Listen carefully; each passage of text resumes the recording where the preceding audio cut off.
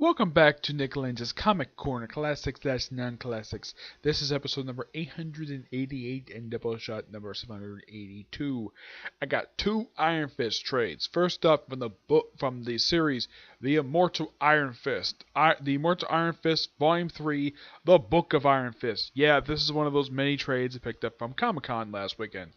This book collects Immortal Iron Fist 7 and 7 to 16, along with the Immortal Iron Fist, Orson Randall and the Great Mist to Death, and the Immortal Iron Fist, The Origin of Danny Rand. Yeah, 3 issues from the ongoing series and 2 one-shots.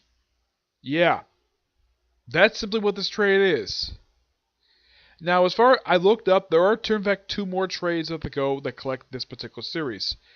And yeah, that's really it for the series, but it's short-lived series. It was a short-lived. It's still considered by far the longest ongoing Iron Fist series to date. No ongoing series. The only ongoing series that's come close to being this length is the most recent one. Yeah, because everything else has usually lasted for like half a year or probably like a year at most. Yeah, this is simply put spotlights. This is basically backstory of other Iron Fist. Yep. The first one is on the first, and as of this particular series, though, they did have another one recently when they revealed that one version of the Phoenix, one Iron Fist was also the host, a potential host Phoenix Force. This is also the cover for the back here. Issue 7 is the backstory for a character named Wu Anshu, a Chinese woman who became Iron Fist for a very brief period of time, who decided to give up being Iron Fist just so she can have a family. Yeah, but it's a really good story. She becomes Pirate Queen, and she starts off, and this is probably about her only appearance. As for the next issue, issue 15, this one is about Bin Bong Ween. This guy was Iron Fist from 1827 to he was born in 1827 and died in 1860. Yeah, and it's also revealed in this series about the fate of people who become Iron Fist. Yep, this guy apparently was Iron Fist during the 1800s. Yeah, and it just basically is time fighting the British and India, stuff like that. It's a really good story. The story that comes right after this is basically the origin of Orson Rand, the guy on the cover, who was Danny Rand's predecessor as Iron Fist. He was the Iron Fist pretty much during World War II. Of course, they mentioned the Prince of Orphans in here. Yeah, they mentioned him in here before he became a villain in the pages of, Fearless Defenders. Yeah. And I love the title of Great Mist Death, and everything in this book is pretty much written by Matt Fraction by himself, though issue 7 is co-written by Ed Brubaker.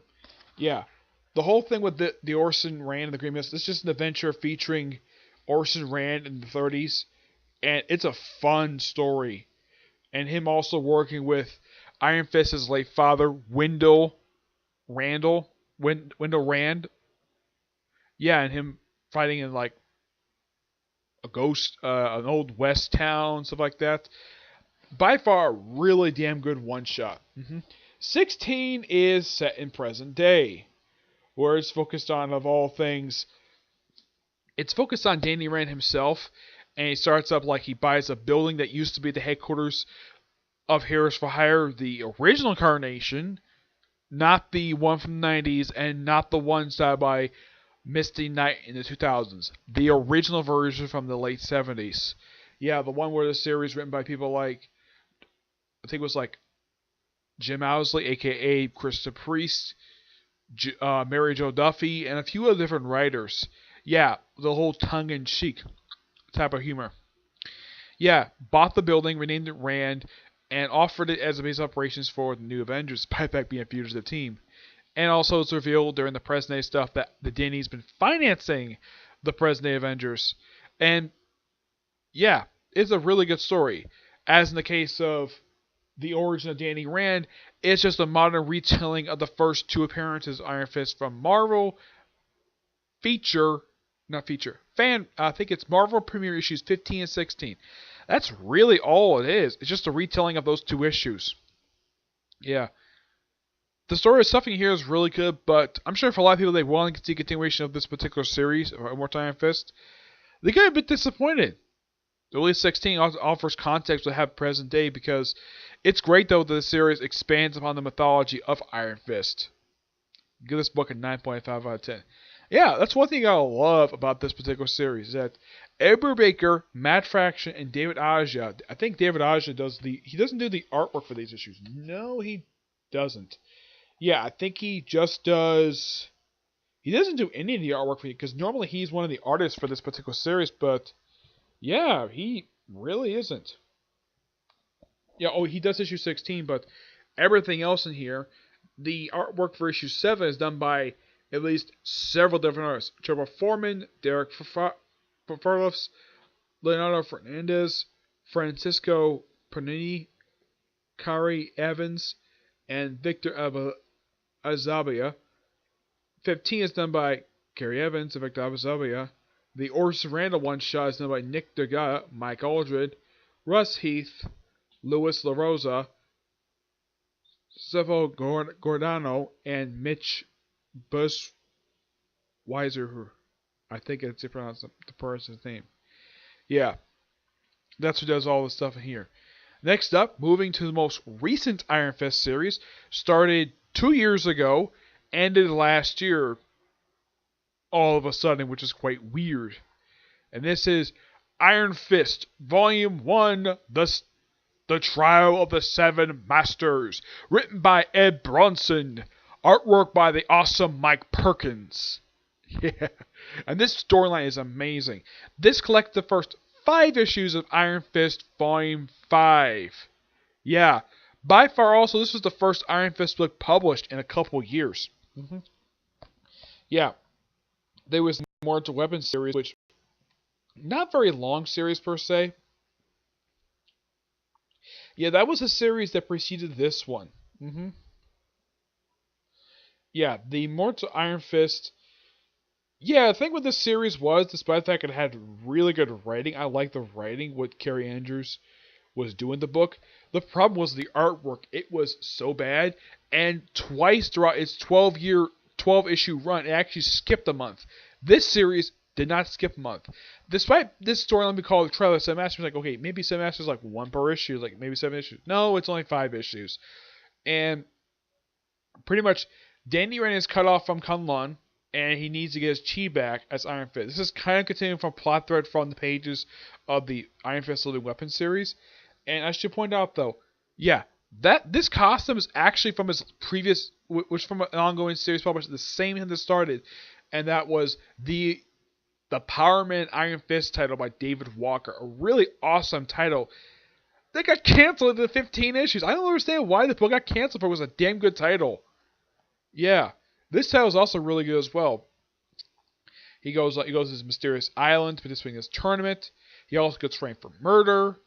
Yeah, it turns out the murder was orchestrated by these Council of Evil.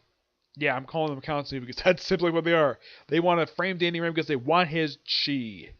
Yeah, and apparently when he defeats these masters, apparently can absorb the chi, but he's later revealed that it's actually a temporary measure. Yes, it is temporary.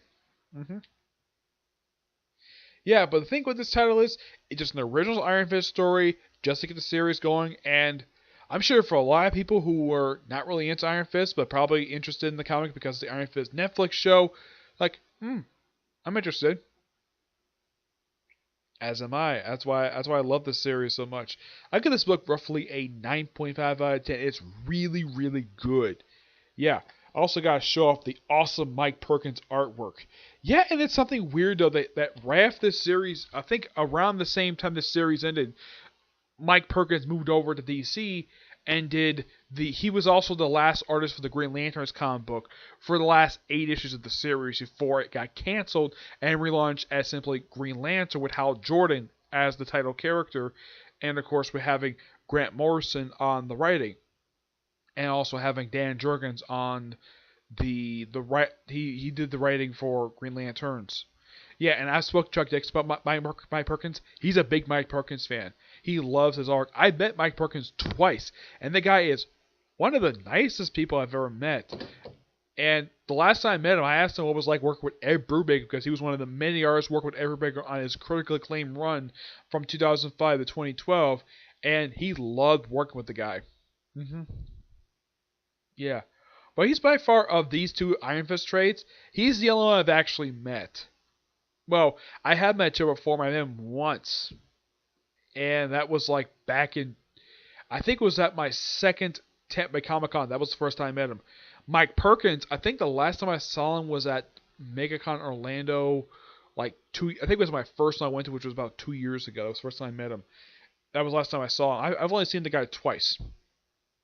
The first time I saw him was actually at MegaCon Tampa. The first one I went to, this was roughly about, I'm trying to remember. I think it was the first one they ever did, and he was there, and I actually wanted to buy some Deathlock issues from him, but I couldn't because I didn't have any cash on me. That was one reason I wasn't able to. Two, apparently, a lot of the credit card machines were not working. Yeah, apparently the Wi-Fi in the building was terrible.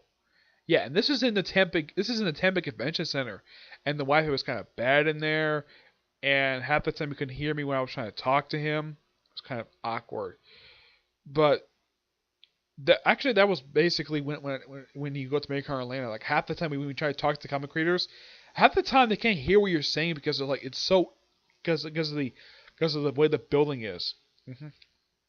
Yeah, so that's it for this particular review. Stay tuned for my next Comic Corner. I got 2 Spider-Man trades. One ends an era, the other starts a new era. You'll find out what they are in the next review, okay? But see you in the next next video. Bye.